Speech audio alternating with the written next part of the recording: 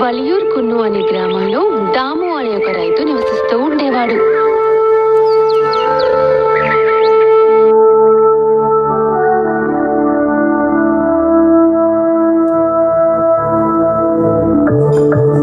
ఆ ఊర్లో ఉన్న వాళ్ళందరికీ దాము అంటే చాలా ఇష్టం.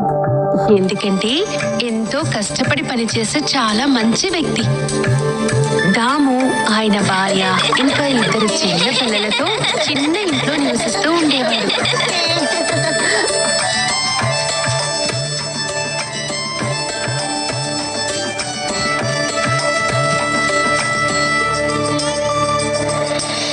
దాము ఇంకా తన కుటుంబం తన ఇంటికి పక్కనే ఉన్న ఒక చిన్న స్థలంలో కూరగాయల్ని పండించి వాటిని అమ్మగా వచ్చే డబ్బుతో కాలం గడుపుతూ ఉండేవారు.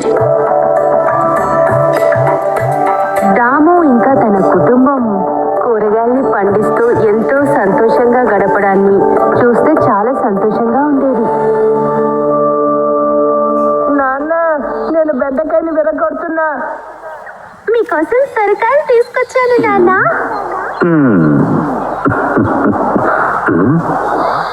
అరే, ఈ పొట్లకాయ ఇంకా సరిగ్గా పెరగలేదు. వీటిని వచ్చే వారం కోద్దాం. పిల్లలు జాగ్రత్త, కింద పడకుండా ఆడుకోండి.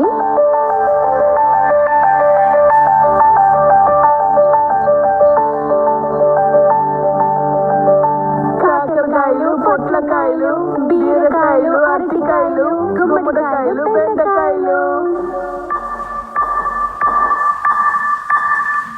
టెంకాయ, మామిడికాయ, నిమ్మకాయలున్నాయి, రండి తీసుకోండి.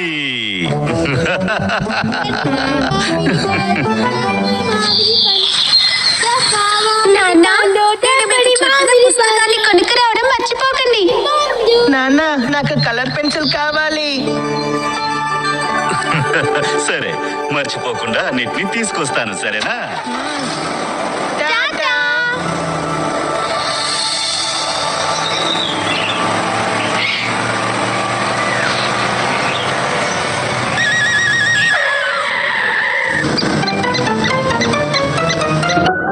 అరే, నీకేమైంది?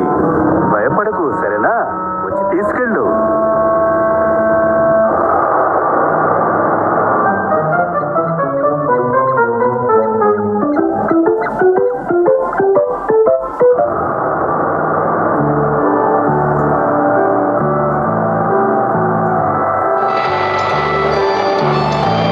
ఆలస్యం చేయకుండా తాము కూరగాయల్ని తీసుకొని మార్కెట్కి వెళ్ళాడు.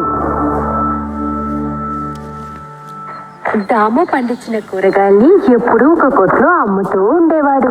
ఒక పిల్ల ఏనుగు ఒక సద్దం రాదాము, ఎలాగున్నావు? నేను చాలా బాగున్నానన్నా. నాకొచ్చే కస్టమర్స్ అందరూ నువ్వు తీసుకొచ్చే కాయగూరల్ని చాలా ఇష్టపడుతున్నారు. ఇది బాగుందని కూడా చెప్తున్నారు, తెలుసా? అన్నా, నా పొలంలో నేను ఎప్పుడు రసాయనాలను ఉపయోగించకుండా కూరగాయల్ని పండిస్తున్నాను. వారికి బదులుగా ప్రకృతి ఎరువుల్నే వాడుతున్నాను. ఏదేమైనా దాము, నీ కాయగూరల వల్ల నా వ్యాపారం కూడా బాగా పెరిగింది. మనం మంచి వస్తువుల్ని అమ్మితే ప్రజలు కూడా వచ్చి కొనుక్కుంటారు కదా. అవునవును.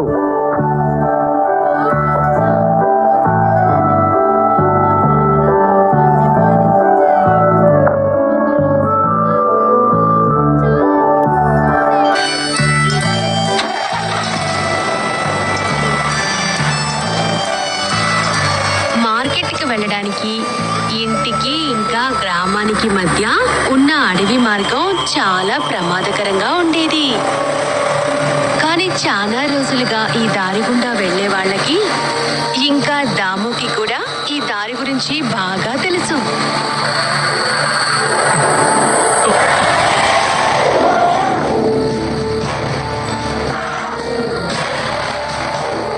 అరే, ఈ ఏనుగు దారి మధ్యలో నిలబడి ఏం చేస్తుందో తెలియట్లేదే.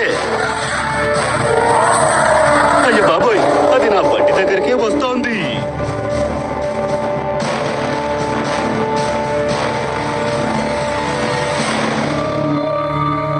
అరే, ఇదేంటి? ఏనుగు కళ్ళల్లో కన్నీళ్ళు వస్తున్నాయి. సరే, ఏంటోలే, ఏదేమైనా నేను వెళ్ళి చూస్తాను.